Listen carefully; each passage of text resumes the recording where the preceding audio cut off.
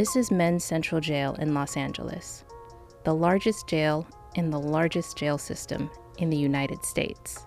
What happens within these windowless walls is hard to know from the outside.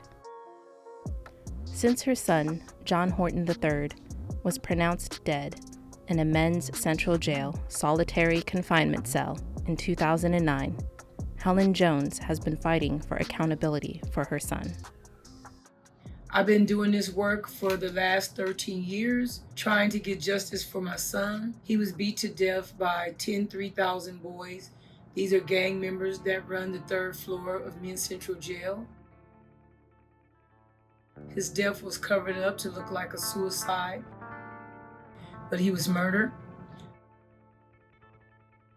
After Helen raised concerns about the conclusion that the LA County Medical Examiner had reached about the cause of her son's death, the official manner of death was changed to undetermined. Undetermined is how many deaths of young men of color who die within LA jails are classified. Shut it down! Shut it down! Helen linked up with a local group called Dignity and Power Now and researchers at UCLA, including the lab where I work. The very first autopsy that we read together as a group was that of John Horton III, who's the son of Helen Jones. His autopsy showed a lot of bodily trauma and a lot of organ trauma. It was difficult to get through. I immediately thought of my brother. Like, it could have been my brother in his early 20s when my brother was, attacked by law enforcement.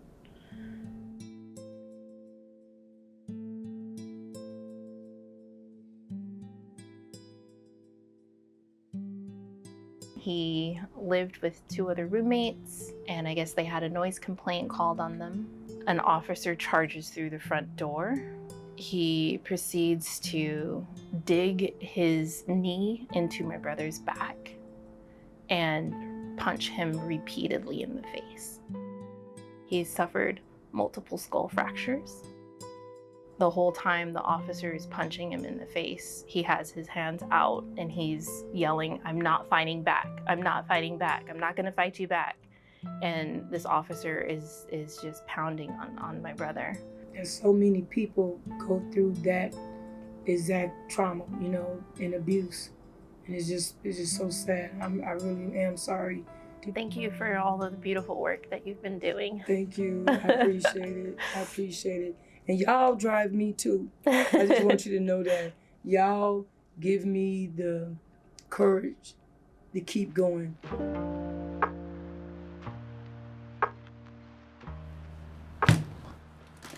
I was the science kid, so when my brother was beaten, it was my job to collect all the evidence. I took photos of the blood on the carpet, the blood on the walls, of the progression of his injuries, noting the exact moment the picture was taken. All of it went into this file. After 14 years, this research helped me to finally look back and begin to heal. Hi everyone, we're gonna get started. We're gonna start with our check-in question as we always do, and then we'll come back and we've got a few announcements. My name is Nick Shapiro. I'm an assistant professor at UCLA in the Institute for Society and Genetics, and I run the Carceral Ecologies lab. So in the lab, we have teams of students that are analyzing autopsies that we acquired through our community partners that got these autopsies through public records requests. And we crunch the numbers of the patterns that we see in the data that we've taken from these public documents. I mentioned this grant opportunity also to... I do think that the culture of the lab is extremely important in a way that we all respect each other. Nick sees himself not as potentially his title, director of the lab, but when he views himself as a collaborator amongst other collaborators in the lab, it really allows all of us to shine, to show our strengths, and to really grow together. And when we have joy mixed in with that, and silliness and laughter, it can really show that, you know, there's still hope. There's still hope in the world. I didn't know about Rachel's story for at least a year in the lab. I knew that she was an incredible student. I knew that she was incredibly dedicated to this work.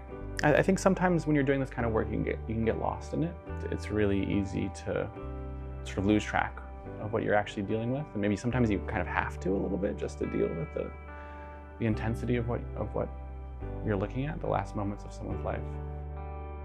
I think I feel privileged to be part of her process, be part of her reckoning with what happened.